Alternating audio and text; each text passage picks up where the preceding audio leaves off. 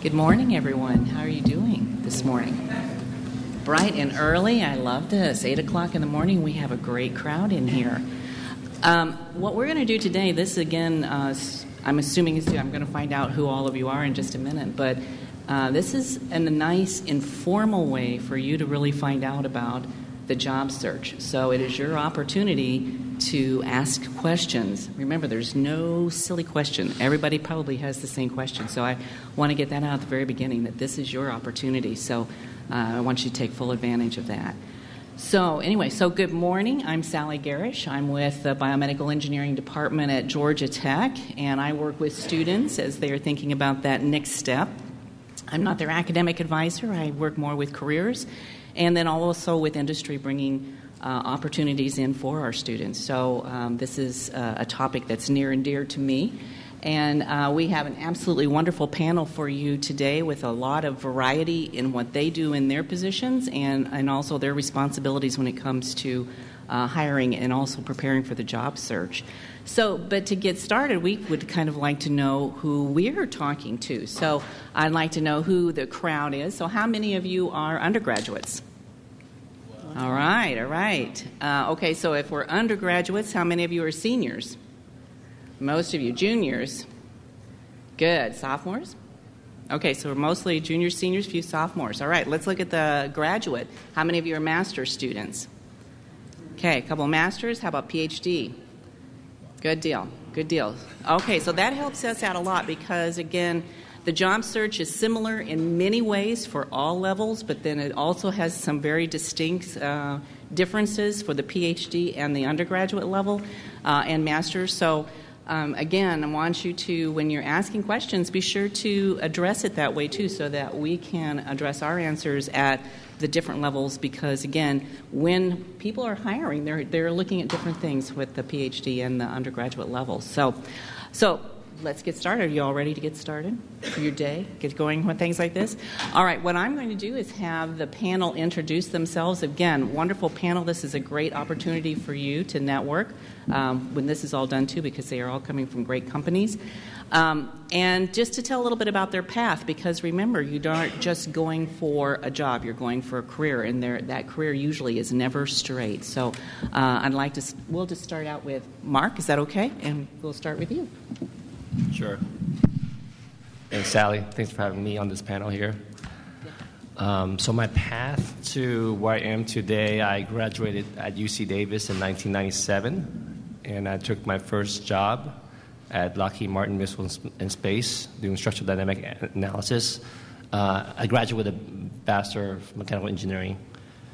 Worked there for a couple years. Thought that industry was a little bit too slow for my pace, so I went into biomedical company called NDC, working on stents, doing process development.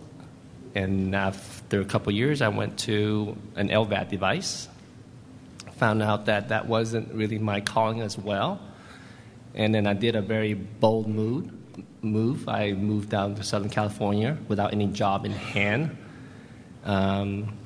And then I landed with Edwards Life Sciences. And that's been, for me, a match made in heaven because I'm living the dream right now. I've been there for 12 years. So what I do today is I do early stage process development. So what I'm responsible for Edwards is coming up with new device therapy for structural heart diseases. So I go from concept, paper napkin, get it to animal, do bench testing, get into animal, get into early clinical feasibility, and usually after that my value decreases and then they take me off and I go on to the next problem. So that's my dream job right now.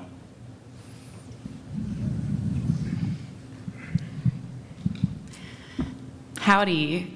Had to do it. My name is Sarah Muldoon. I graduated from Texas A&M. Yes, I am an Aggie.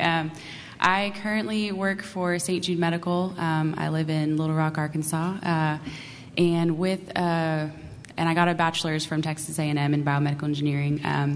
And so with my position at St. Jude Medical, I'm a technical service specialist. At other companies, it may be called a field engineer or clinical engineer. I get to work in a hospital every day or a clinic. I work alongside physicians and patients with our implantable electronics division, so cardiac pacemakers and defibrillators. I get to actually be in the cath lab when the physician is implanting our devices and make sure that they have everything they need for the procedure to go smoothly. I provide all the products that we use, any accessory products that they might need to make sure the implant goes well. And I also work in clinics to follow up with those patients on a regular basis, because our patients will have our devices 7 to 10 years, and they may end up getting another one after that. So I get to work in the field every day, and I love it. It's a different environment every day. So.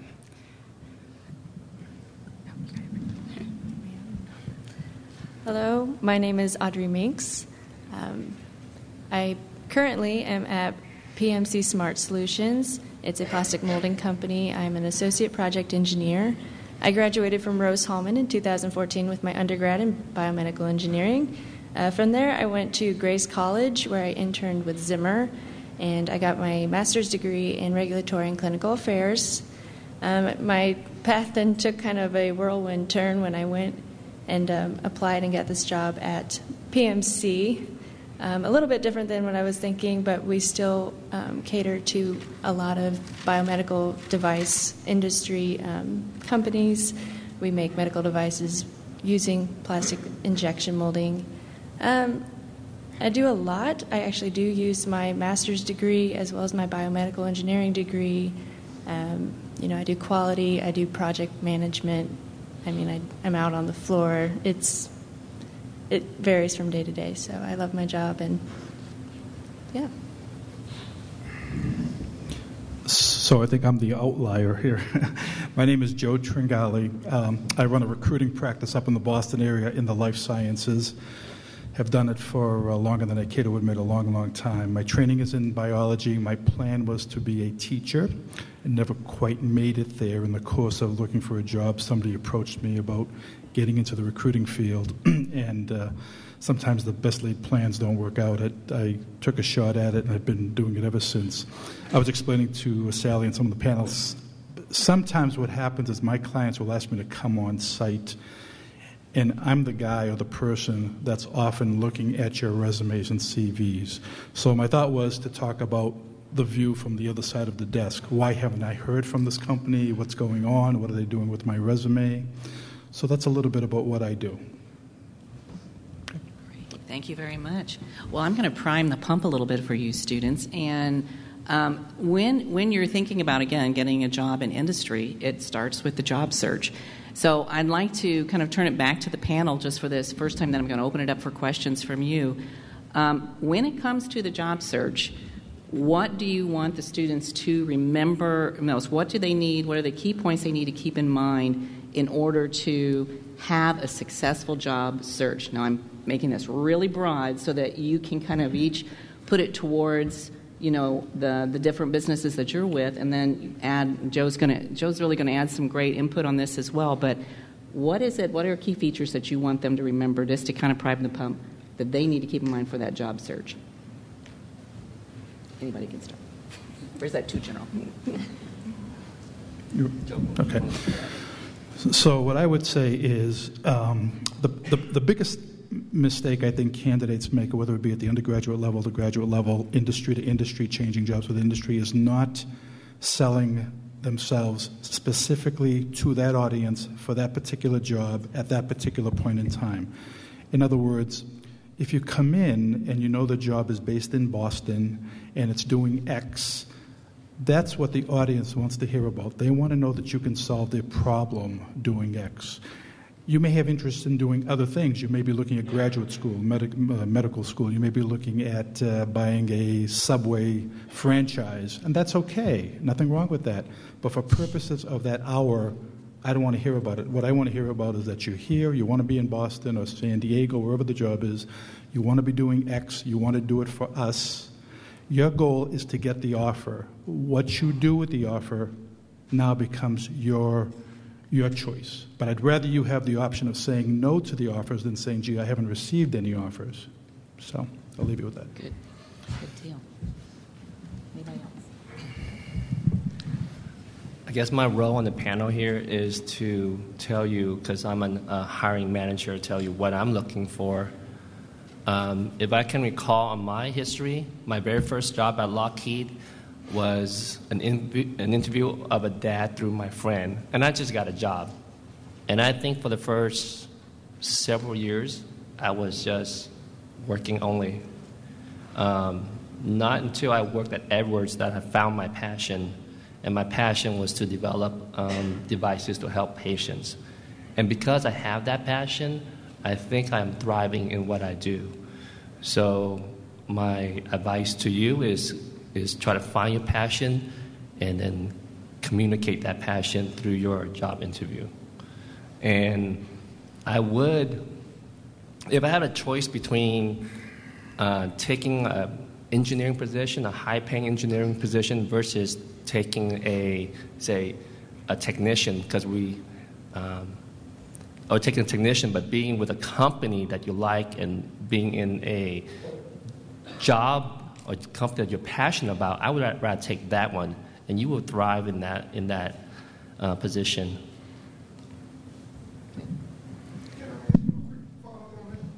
Sure. Would you have gotten where you are if you hadn't taken those first couple of jobs? Correct.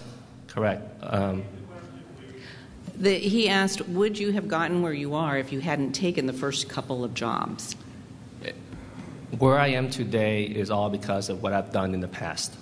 Yeah. Good. Very good point. Very good point. Exactly. I think to follow up, sorry, Sally, to follow up on that, kind of like what Mark said, he got his first job because of someone his dad knew. So a lot of times it's not all about what you know, it's about who you know. So, I mean, like alumni, friends of family, I mean, just reach out and get those personal connections like that, because that's very important. So I want to add a quote from a professional coach that I have. He said that it's not about what you know, it's about who you know and the stories those influential people tell about you. Good. Any questions right off the bat for the panel? Get them started. Sure. If you want to, you have to come forward. It's quite all right. Hi, Leela Goyle, East Carolina University. So I'm a senior biomedical engineering major, and most of my experience, in fact, basically all of my experience, are research experiences. How do I translate that research experience to make industry want to hire me?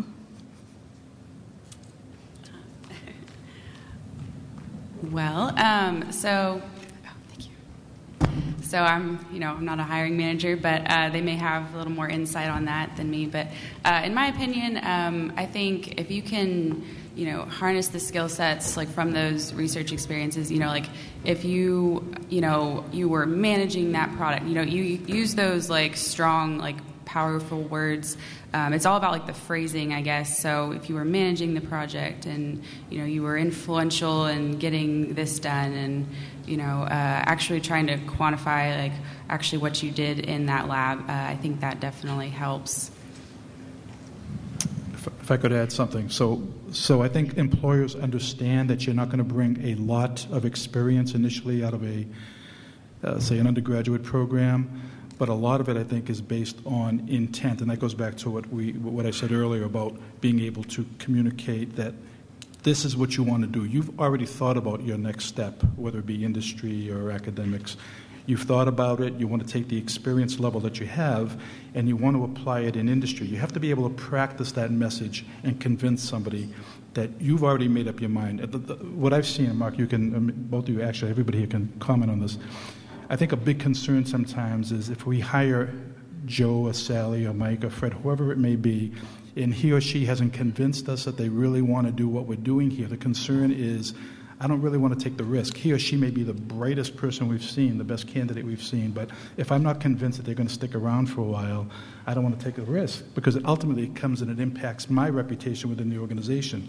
So you want to be able to convince that organization that this is what I want to do for the foreseeable future. Doesn't mean that plans don't change. Doesn't mean that your boss will be there 3 weeks after you start. There's no guarantees. But for purposes of the interview, take the experience level that you have within the academic setting and turn it into a message that I want to apply it now doing X, whatever X is. So. In previous years, when I interview, I always think to hire someone who wants to be like an R&D engineer for the rest of my life. I've since changed. Right. Now I'm just looking for a commitment for the next 5 years. Right. You want to be in a leadership position, but in order to be a better leader, you need to have that technical experience. And it's okay for me to hire somebody who wants to commit 5 years to being down in the trench and doing hardcore engineering.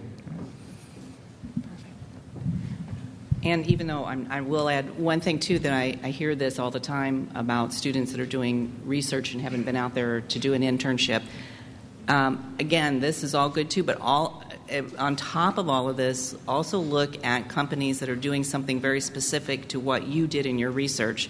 Because many times what you are doing in your research, if that is a primary focus of this company, then you're already partially trained. Okay, at least you have an introduction to some of the things. So don't try to go at a wide variety or throw your net, pretty wide, but also don't hesitate to look at companies that are doing something very specific or very close to what you did in your research, because now you have a little bit of an introduction to what them, and you have conversations with them. So kind of look at both areas too. Well, and your message is easier, yes, because basically you can say, I've done it, I love it, I loved it, I want to do it for you. So it's an extension of the technical skills that you bring. Perfect. Yeah. Other questions? Sure. If you want to, if you have several questions, just kind of line up, and that way we'll have it. So unless you have a great big voice, go for it. Okay. All previous stories involve variation of I applied for the job and got it. But I think what a lot of us want to know is, how did you hear about the job in the first place? What led you to applying for the job? Thanks. So how did you hear about the job in the first place? Is that putting it down? Very good. I'm not going to lie. I scoured the internet. I applied for many jobs. The job that I have now, I actually found on my alumni database for alumni. Yeah, if that makes any sense. Sorry. From Rose Hallman's website, I got that job, but I looked everywhere. I was on Monster. I was on LinkedIn. I was just, wherever my fingers could reach, I would look there. I did something similar. I had the companies that I was interested in. I would go on their website, on their careers page, applied to many, just from that. And also A&M, our BMES chapter, we try to bring in companies to speak, and we have a couple that actually do their hiring process at A&M, so the first interview will be at the school. And so I was fortunate enough that St. Jude actually comes to A&M and does recruiting there, and so that's how I ended up with my position. I also say take advantage of the resources you have at the university. I think that you have a really strong recruiting advisors, so utilize them to help land that internship or the co-op or that job interview.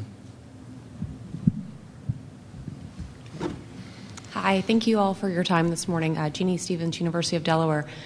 I get questions all the time of how long does it take? So I'm going to target this towards Sarah and Audrey. How long do you think you spent looking for your position, scouring the internet? I used to say I must have wallpapered many virtual rooms before you were able to start to get interviews and even get hired into the current position that you're in? Well, I believe I started my search probably towards the end of November, beginning of December of 2014. And then I got my job of March of this year. So it was a couple of months for me. Probably wasn't as avidly searching as I should have because I was in my internship and still going to school, so I wasn't, too pressed to go that hard, but it did take a couple of months for me. Yeah, I think it was about the same time frame. So I graduated May of 2014 from A&M, and I think I began my job search, fall of 2013. So, somewhere around like October, November. I think I had an interview or two that fall surrounding our career fair that we have in the fall, and then in the spring I had a couple more interviews from job applications that I had put in. And I think once the process started, the actual interview process started, I think it was started in like February, and then I ended up like getting my job at the end of that month, and then like starting in like June or July after that. Rachel Tursick, Florida Gulf Coast University. I have a question for Sarah. I'm interested in that field that you're in, and I was wondering if you had any opinions on various programs like one from PrepMD or the Arrhythmia Institute, just to get a feel for that. Yes. So, very few people actually know about that. Well, St. Jude, actually, we modeled our training program after ATI, and that's actually the program that I'm currently in. So the first year is we learn about our cardiac pacemakers and defibrillators, and then the second year is our mapping system and RF ablation technology. And so, yes, I would say, we obviously, since we modeled our program after ATI, I would definitely, recommend either of those, PrepMD or ATI. We also just recently hired someone who went through that program as well. So I think you're definitely on the right track if this is what you want to do. Hi, Ella from The Ohio State University. I'm in my fourth year of graduate school. I'm a little ways away from getting my PhD. I was wondering if you have advice for the grad students in the audience who are competing with people who have been in industry for a couple of years or are seen as overqualified based on their PhD work. So let me just throw this out.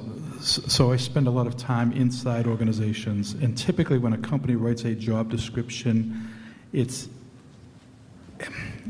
they try to be specific in terms of level based on the nature of the work, based on the budget for the job, and those kinds of things. So, for example, people have said to me, Jim, I'm a PhD and I'm applying for bachelor's level positions. Chances are you're not going to get called for that, not because you wouldn't be the best candidate there, but because the nature of the work may be rote, may be mundane, and they'd rather get somebody that may not get as quickly bored with it. Plus, there's a budget associated with it. However, that doesn't preclude the fact that there may not be other PhD-level jobs coming down the pike. So rather than applying for job X at the bachelor's level, if you're going to be a PhD graduate, I would contact somebody within the organization that is responsible for hiring PhDs. And the message is simply, should you have any upcoming positions at the PhD level doing X, again, whatever X is based on that company, now you've gotten your name in front of the hiring individual who knows the budgets, who knows the hiring plans over the next 6 months or a year. He or she may say, we don't have anything right now, but now you're establishing a dialogue with him or her already, as opposed to sending it to xyzcareer.com. In other words, a blind portal. So I don't know if I've answered the question, but I think basically don't assume that there isn't a job at the PhD level if you don't see something there. Assume that there is. Worst case is you might be slightly disappointed, but if you don't apply the right way, you're not going to get called anyway. So I'll take a breath. Joe, I have a question for you. Yes. Do you find it more difficult to place a PhD than, say, a master's? Or? So that's a great question. So I do probably 5 or 6 different meetings like this, and I always invariably get asked, can you help me find the first job? And the answer usually is no. Not because I don't want to, not because I wouldn't love to do it for a lot of reasons, but the reality is it always comes down to the economics of the job search. There are more candidates at the PhD level making the transition into industry. The analogy I make is I'm the plumber. The clients don't want to call me. They call me when there's an emergency. Hey, we've had this job open for 6 months. We're not seeing anybody. Can you go and steal somebody from us from another company? That's what they want me to do. But if they're posting this job everywhere and they've gotten 100, 200, 300 CVs, and now I get involved and there's a fee attached to the client because that's how I feed my family, that puts you at a disadvantage for the first job. For the first job, again, based on supply and demand of candidates. Having said that, once you're working at Edwards or wherever you may end up, a year or two into it, you're going to start to get calls from people like me about the next level. I'll tell you a very, very, very quick story. I have a son who's a master's level, works for a company in drug safety, so they monitor drugs around the world for adverse events. Couldn't get an interview, couldn't get started, and finally get an opportunity. He's working for a company in the Boston area. I had nothing to do with it. Basically what he said to me, he'd been there a month. He said, Dad, I'm getting 3 or 4 recruiter calls a week, because he put it on his LinkedIn profile. So he went from not having anybody talk to him to being annoyed, basically, because people like me are calling him all day about opportunities. So it's not that people like myself don't want to help. It's just that we probably put you at a disadvantage only for the first job. Does that help? So it seems like a lot is coming down to also networking. How many of you are comfortable networking? Uh-huh. All right. So, and it's really, really a vital skill. So, I want to get this question, then let's talk a little bit about networking and how we can make that process even a little bit better. Hi, Ryan Klahesi, PhD candidate from Virginia Commonwealth University. To piggyback on that last question, what is really the best way to tackle the overqualified, underexperienced paradox? Because with that, you don't have the first job yet. You can't list that on the resume. So again, I think, and I'm not trying to be a negative. I just want to be realistic. I think you're going to have a tough time getting called for that job if it's really targeted at the bachelor's level job and you're a PhD.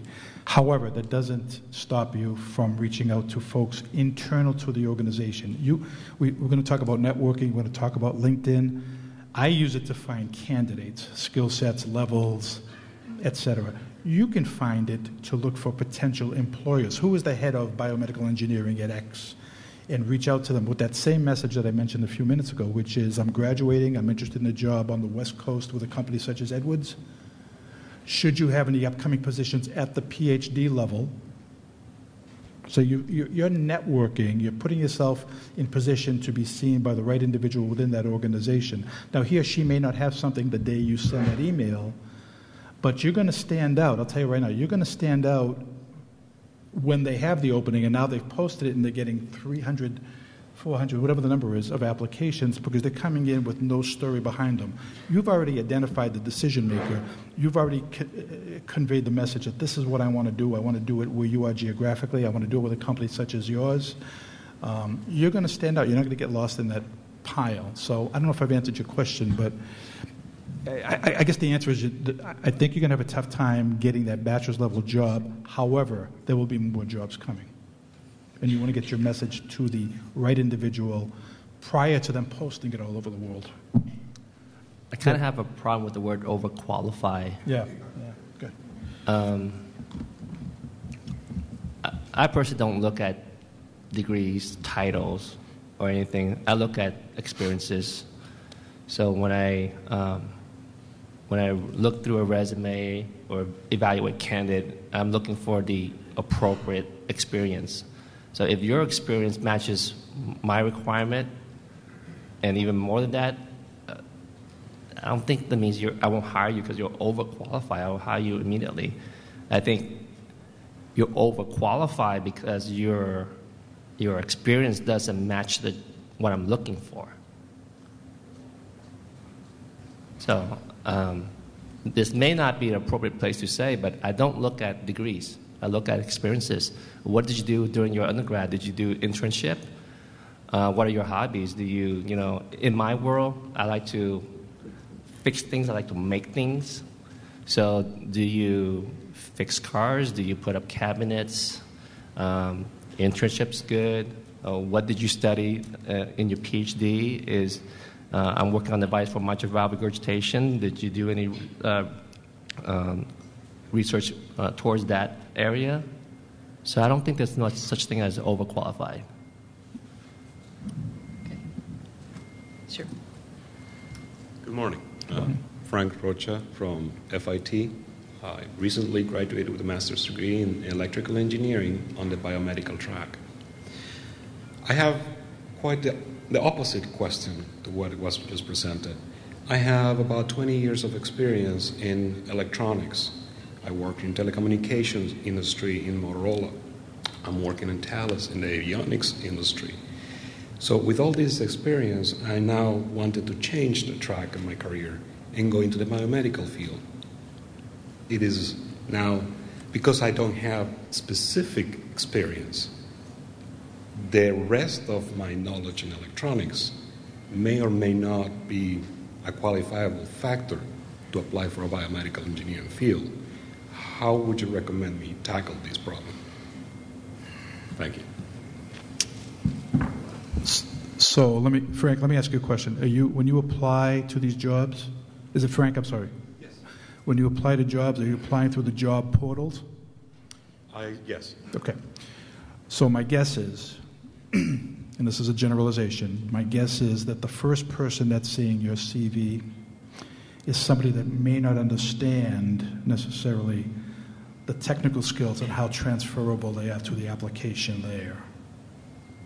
Mm-hmm. It may be an HR person. It could be somebody like me that's a recruiter inside a company that is saying, gee, the hiring organization has said to me, I want X, PhD, I want B, 12 years experience, and I want C, having worked on stents or whatever the particular application is. And if they don't see those, in other words, the first screener is screening by keyword, and if they don't see the keywords easily, they're not going to pass it forward. Mm-hmm. Let's go back to what we said earlier, which is to identify somebody in the organization that understands that your skills are transferable. And now your message is going to be, I've got all this experience, and my goal is to now transfer it into a biomedical engineering organization such as Edwards, such as Boston Biomedical, whatever the company is. At least the audience at that point understands that your skills are transferable. It's more work for you. I'll tell you right now, it's more work for you to identify somebody and write to them directly. The results are going to be much better for you. It's an investment of time. I'd rather see you invest the time on the front end, finding somebody in the organization, networking with him or her, than spending time after you've sent out 100 and waiting for a response saying, what's going on? No one's getting back to me. Does that make sense? Yes, perfect. Thank you. Yeah. If I was looking at your resume, I would try to evaluate what did you do with that electronic experience. Did you make some significant contribution? Did you get promoted every single, not every year, but, were you on a positive track? Because if you were on a positive track in your electronic field, you would most likely be on a positive track on the biomedical engineering field, and I would consider that. Thank you. Can I say something before she asks that question? Sure. Yeah. All this is, one, your brand has to separate you from everybody in the application pool. Yeah. We get 100 of them. So if we screen, we're looking for one that, it says, don't blow me away. That's right. Okay? And so if yours come in and it doesn't say that, it just the first person that opens it is going to just put it in the file, only looking at that. So your application has to come through the door saying, read me, do not throw me away. And that's your brain. And your brain separates you in that pool from everybody else who's in there. It gets in the top 15 or the top 10 that we really going to look at. So that's one of the things. When we talk about brand, when we talk to you all, you're afraid to use the word. You are brand. That's right. You're a brand. And if you don't know that, you're going to be in a difficult thing just sending out sort of a cold resume. They come out of truckload. They don't use the word brand. They don't use the word sell, marketing themselves. You are selling yourselves. Call it what you will. You're selling yourself. You're selling yourself to that audience. When you see an ad for Geico, for example, You have Geico Auto, you have Geico Home, you have Geico Life Insurance. It's not call us for insurance, it's call us for your auto insurance. You're selling, for that audience, they want to find people that are trying to buy auto insurance. Same with you. You have to brand yourself for that individual. You should come and see Dr. Adams, by the way. He's great at this. He's in the booth with us, so good. Sorry to interrupt. Thank you. Hi, Melissa Franklin from University of Florida, and I guess this is kind of opposite of Frank's question, but I've been in a situation where I've been told that companies are preferring like specialized engineering fields, and I know biomedical engineering is very multidisciplinary. So do you have any general advice on how to overcome what's the advantage of hiring a biomedical engineer over a traditional chemical engineer or electrical, someone specialized in those traditional engineering fields? Thank you.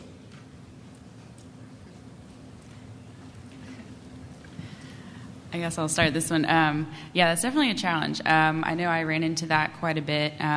Some companies, they only wanted mechanical or electrical, and I think in my opinion, I think the best thing to do is, based on your experience and your research, kind of what they were saying, you have to sell yourself. You have to convince them that you have that background. Yes, your degree is biomedical, but our background is so diverse and unique. I mean, you have that experience in chemical and medical and mechanical, electrical. And so, yeah, you just have to sell that and convince that company or, that hiring manager that you have the experience relevant to what they're looking for. And yeah, I do think that's a problem, and I don't know if it's like a disconnect between some companies not quite understanding yet. Biomedical is still kind of a fairly new field, and so, not quite understanding or not knowing what the universities are teaching. And so I know BMES as an organization, we're actually trying to bridge that gap. I'm part of the BMES industry committee, and we're trying to bridge that gap and try and figure out where the disconnect is. So we're working on that. But for right now, yeah, just make sure that you have that experience relevant to what they're looking for. Before we have the next one, I think I want to also, remember what your skills are, students. You are the one you are interdisciplinary. And we had we had someone from GE Healthcare last week that said, what I love about, he says, yes, I'll hire the MEs and the chemies and the electricals, but what I love about the BMEs is that they can integrate everything. He says, you are the program managers, you are the project managers, because you have worked in medicine, you work with the engineers, you work with the clients. And he says, and I want to hear about that. I want to hear how you can integrate all of that, because that's very important for the position that he was going for. So I think, listen to all this, your resumes have to be tweaked for each position you're going to. I know you've heard that, but it's not lip service. You really have to do that. But integrate, what are your skills and how are they relevant to what that company is wanting? And integration is huge with BMEs, and I loved hearing that from an individual that said it in front of a whole crowd of BMEs. It was great. Sorry. Hi, my name is Samantha Knoll. I'm a PhD student in mechanical engineering at the University of Illinois. My question is about the job application process, kind of revisiting something we've already touched upon. So we've talked about how when you send out all these many applications to various online application portals, there's this sort of wait period. And I know we've also touched on networking, but are there other things that you can do to either move your application up due to your resume and your application materials to make sure that these portals choose you earlier in the process, or things that you can actively do in terms of networking or other things that can help move it along a little bit quicker? From my experience, you do the application, you do the keywords, you match up the different job description with your resume, I had probably a whole folder full of different resumes for different companies, just shooting it out there. And then I also went to LinkedIn and I found people within that company. It might be considered harassment, but I added them on LinkedIn. I messaged them. I was like, hey, I'm applying for this position. Do you know anyone I can contact? Do you have any advice? Be relentless. Talk to as many people from that company, from that department as you can. Push that resume up.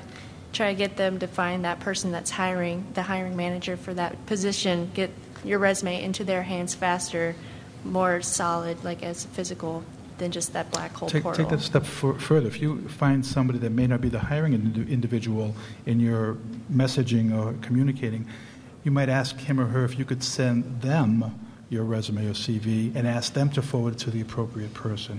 Now it comes from an internal resource. Doesn't guarantee anything, but it takes you out of that stack. Right? It takes you out of the stack. You don't want to get stuck in the stack. I'm sorry. So I'm out of practice in applying for a job, but been for 12 years. How many of you guys can attach a cover letter to your resume? Shows of hand. Okay. I think that's really important. I like to know your story. I like to know your brand. I think your cover letter is a chance for you to speak to your brand. I think the idea that you only have 15 seconds for managers to review your resume, I think that's a myth. That's another myth. Just like being overqualified is a myth. A manager needs to put the success of a project depends on the team, and I wouldn't want to work for a manager who only spends 15 minutes on a resume. So I would say attach that cover letter. Good. How many are on LinkedIn? All right, I better see all those hands. LinkedIn is a tool. It's not the only tool, but it is a tool. And having a good profile, not just, when I get somebody who wants to link with me and all they have is their name, and something, I'm not going to link with them. But when you have a full profile and something, of course, I'm coming from a different way, from the student's standpoint, but having a good profile, get assistance with making that LinkedIn profile good and also impactful, because as I've heard from other recruiters too, they scan on different words that you have in your profile as well. So especially you PhDs, again, this is your networking tool as well, not just undergrads, but PhDs, you have got to make those connections because you're the one that's almost making your own position. You're the one that's getting out there and talking to people about filling a need that they may have. Okay. Good. Hey, I'm Kelsey Henderson. I'm an undergraduate in chemical engineering at Auburn University. Can y'all just talk a little bit about networking and how to network and how you do that? People hear that phrase and they panic. So I'm older, okay? Networking, when I was growing up, I explained to Sally, was being told to tackle somebody at the buffet or the coffee machine and force your resume on them. You guys and gals have such an advantage now with internet and LinkedIn and places like that. And your networking should be something you're doing constantly. Again, doesn't mean that you're necessarily giving everybody your resume, but you're learning about people as you talk to them, maybe exchanging cards, maybe your parting words are, hey, I'm going to be looking in here, can I send you my resume and we can stay in touch. You have a chance to do that at this meeting. Today, when you leave, people next to you. It should be a constant, effortless thing. It won't be initially, but don't think of it as, all right, today I'm going to network and I'm going to stay in bed, I don't want to go. It shouldn't be that kind of a practice for you. Yes, I was going to say, the fact that you're here, this is a perfect place to network, and not only with us here up, on this panel, but your peers next to you. You never know who they might know, and also do a little advertising for BMES. But there is an industry career chat tomorrow at 9:30, and that's going to be in the exhibit hall, and we called it a career chat, but it's basically a networking event, but no resumes, only, just bring yourself and some business cards if you have it. But we're going to have industry professionals there, and it'll be a great time to practice networking. So I hope you guys will all be there.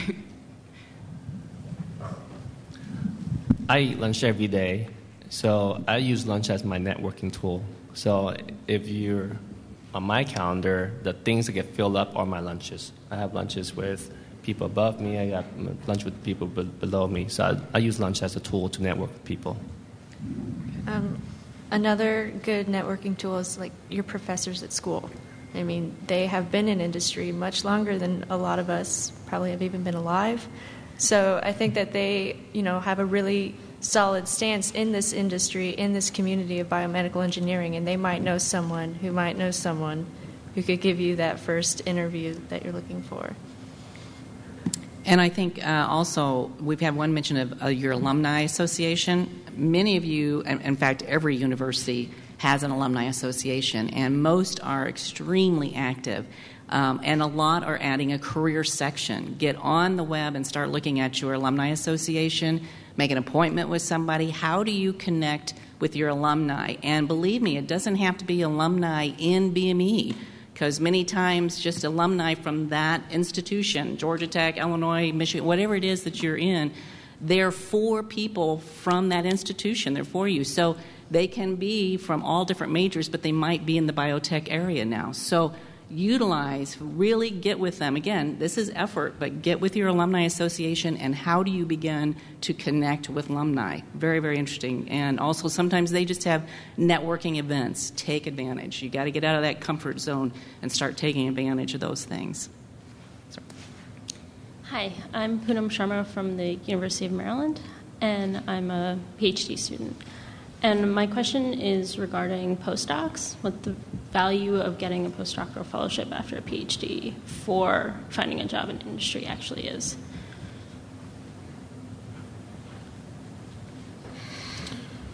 So I'll give you a couple of thoughts. So I've found a change over the years. Again, I've been doing this for a long time, and I go into these different companies. And initially, when I started this, must have a postdoc, at least one, must. I found that that's been diluted over the years, at least in some of the clients that I serve, where they will say, a postdoc would be nice, but if he or she knows they want to be in industry, again, go back to that message, I'm willing to take a look at it. So I think it depends on the audience. I think it depends on how you message it, how you convey that message. And your message should be, now again, you can be looking at a postdoc. You can have all these options. You can be looking at a postdoc program. But you might also be looking at industrial jobs. So when you go to interview or send your cover letter, your message should be that my goal is to find a position in industry, not I'm looking at postdocs or the Subway franchises. This is what I want to do for purposes of that application. Again, my experience has been that there's more flexibility now. Again, go back to what I said a half hour ago. Assuming you can convince me as a hiring organization that this is what you really want to do. And the question you're going to get, all of you are going to get, is why do you want to be in industry? How do you know you want to be in industry? And you can't say, I'm not sure, I thought I'd try it for a while. It's going to kill you. Good way to get pitched. Yeah, exactly. So you have to think about that, because you're going to get asked that question, whether it's undergrad job, PhD job, job to job, industry to industry. Why are you looking at Edwards? Why are you looking at Boston Biomedical, whatever the company is? Practice that. Maybe it's as simple as, I did an industrial postdoc at one point, and I didn't think I was going to stay in industry, but I loved it. I know it's what I want to do. Here I am. Or I have a colleague that made the transition. I know exactly what his life is like in industry, and I've decided that's what I want to do. And and the message you're trying to convey is, I am going to industry. I'd love to do it with you, but I'm going to industry for purposes of that interview. You're still waiting for the postdoc applications to come back, right? I want to ask a question to Sally. I think some of the most brilliant. She left without asking a question. Did you have a question? Okay. I think some of the most brilliant people are introverts, and sometimes they don't do very well on interviews. Right. So how do those introverts' voices get heard? To me, many of you are reserved, and that's okay. You don't need to be a social butterfly, but practice is just so important. And so doing events like this that put you out there in front of people that, again, you begin to practice how you begin to introduce yourself. Really, introducing yourself is huge. Are you coming across confident? Just because you're reserved doesn't mean you're not confident. I think confidence is a good one. Are you articulate with what you do? Are you articulate with what the projects you've done, your research that you've done? If you're in an interview, then you're being very directed to the qualifications that are going to that interview, but also you've got to show a little bit of your personality too. So I think, again, the ones that are, this is a big question that are coming up too, you've got to get out there and get the practice. You have to be okay with sometimes it went all right. Now go back and say, okay, how can I make that better? Let's go practice again, be in different events. So putting yourself in events that are not life-changing, so the networking events, do it so that when you're a little bit more practiced, when you get into that interview, and then get into as many interviews as possible. So again, you have that practice. What some of our industry reps have told us is that, this is probably your dream job, but this was your first interview, and it didn't go too well. Mm-hmm. You got to remember that you've got to practice and build some of these things. I mean, as old as I am, I've been in interviews, and I'm going, oh my gosh, I forgot to say this. I mean, I'm walking away from interviews, something like that. So every time is getting into that practice, and I just think it's really important with that one. So that helps, and that helps with all of you. Even though some of you that feel very comfortable with this, again, feeling very comfortable, sometimes you go on and on and on and on and on. All right, well, now you've been asked 2 questions, and they don't know very much about you, so you have to learn to be succinct more with your answers. Practice, practice, practice. This is a huge one. Doing that networking thing tomorrow would be great, or Friday. Tomorrow. Tomorrow is Friday. Okay, there. Exactly. Making mistakes here. Yes. Making mistakes here. And I'm going to get your question, too, and I wanted to go back to the postdoc.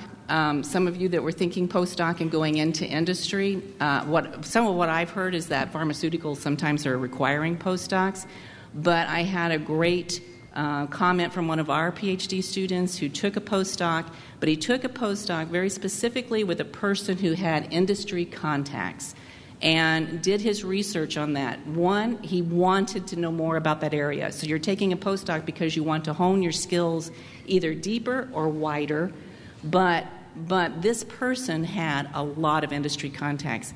And we all know, some of our faculty members don't even know that industry starts with an I. I mean, they don't know anything about industry. They've been in academia their whole lives. But other faculty members have tremendous contacts with industry. Now, you PhDs, look for that. If you're looking for a postdoc, where are those connections, and how can you find those? Doing your LinkedIn. A lot of times faculty are not on LinkedIn, but working with different institutions. This is when your faculty members do come in. Who are their colleagues? Who are the ones that are doing something in an area that you want? And then they also have those industry contacts. So now you're networking within that postdoc. So you that are interested in something and then going into industry, we have a lot of our PhDs doing postdocs and then going into industry, but not always do they have that industry context. So kind of look for that. That was a great input from one of our PhDs. Sorry. We have about 5 more minutes. Okay, hi, I'm Tamisha Tisdale from Wichita State University, majoring in biomedical engineering. And I was curious, how can you separate yourself from the stack? Like, how can you be different?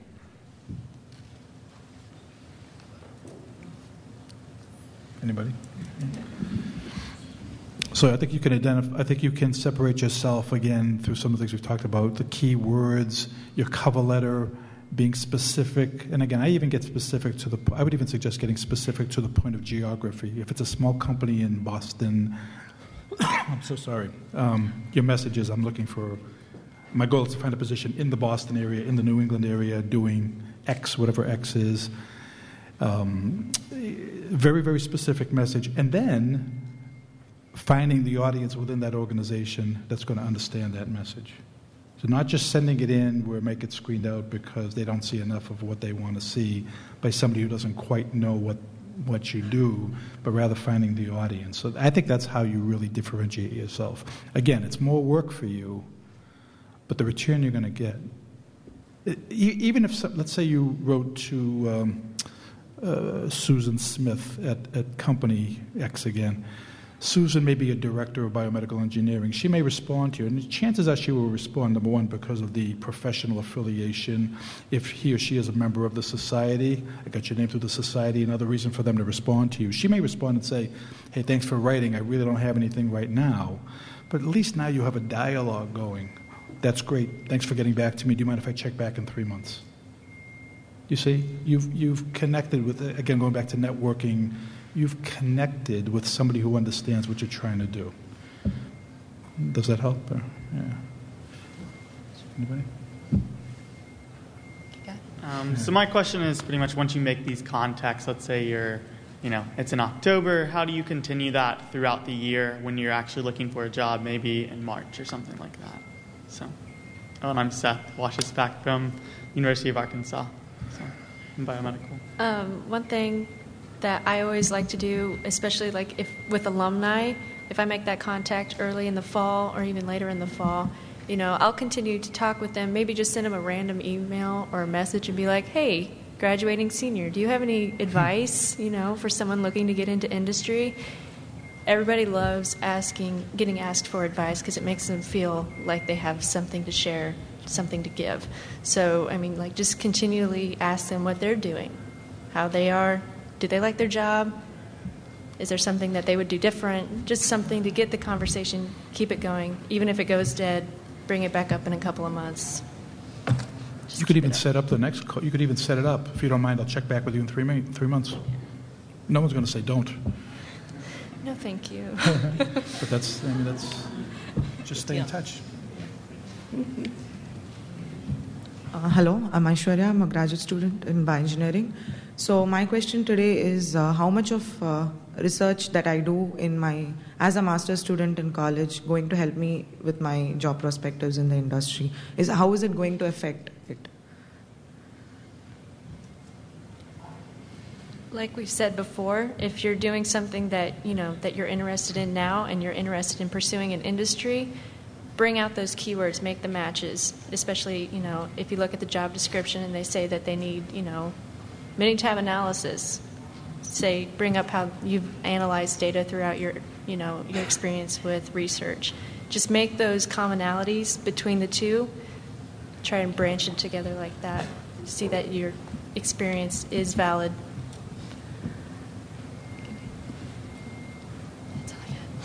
Hi, I'm Avery. I'm a senior at the University of Delaware, and obviously we don't expect our dream job straight out of bachelor's, but I was just curious your thoughts on setting yourself up for the correct path, whether that be put yourself in a company that you would see yourself in, or put yourself kind of in getting that experience in the field that you want to be in, how to find that balance.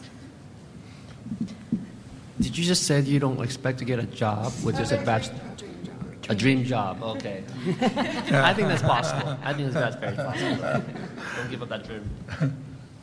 I think especially, my path is a little bit, it's not exactly straight. I went for my biomedical engineering degree. I found that in biomedical regulatory and clinical affairs is a huge gap that everyone's trying to fill, especially in the orthopedic industry. So then I went and got my master's in that very, area. And now I'm working as a manufacturing project engineer.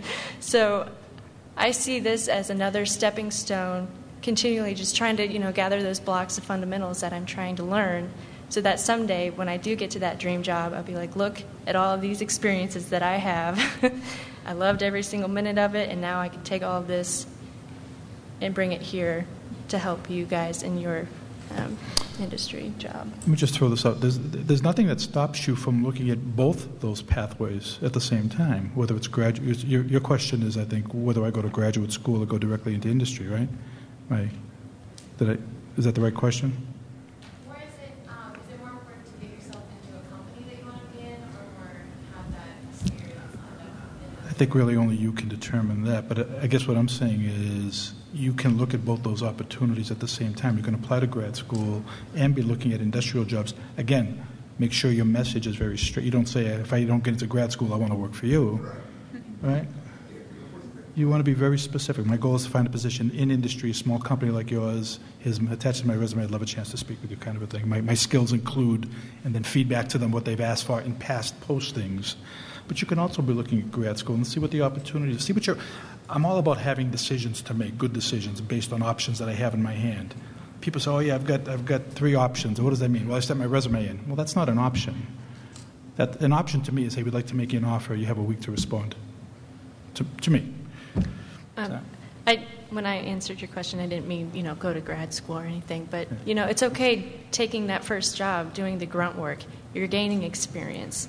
Right. I mean, if you have multiple offers, look at the job that gives you the most experience doing the most things instead of just pigeonholing you into one specific spot. Being pigeonholed is like my biggest fear. I love being able to do as many things, getting as much experience, so I know which step I want to take next, not which step I'm being funneled into because of what I've been doing with this first job. Let me ask the panelists, don't you find that if you're in an organization and doing a good job, opportunities come to you internally? Right. So instead of selling yourself externally, you're now, by virtue of your work, you're selling yourself internally. You're going to get approached about internal other kinds of jobs. Very good. Yeah, that's kind of what I was going to touch on. I mean, as you can see, not all of us had like a straight path into what we're doing now. I mean, I'm still fairly new into industry, but I was just excited to get that that offer from St. Jude. And yes, the position I'm in, it's very variable every day. And at some point I would like to do something more steady, more in management. And so for my career path, I wanted to get the experience in industry and then go back and get like a master's, get like an MBA. But yeah, I think just, getting that experience, it really pays off, and I'm in a company that I can see myself staying with. And so I guess that kind of goes with your question, which one do you look for? But I mean, I think like Joe was saying, both paths, you can't go wrong, exploring both. So. How many of you have a mentor? Good.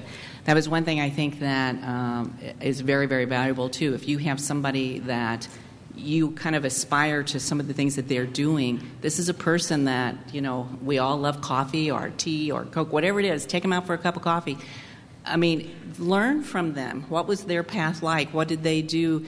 And you're not going to be able to do that exactly, but you're going to gain wonderful experience from somebody who is up here, and they would love to get that information to you as well. But wonderful, valuable information you can also get from a mentor. And as you're going through different steps, from your first job, whether it's undergrad or grad, that mentor can be very valuable.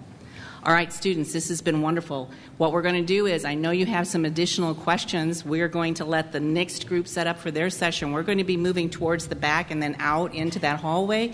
But our panelists will be here for a little while longer so that you can ask your questions. But I think we need to thank them because they have done a fantastic job today.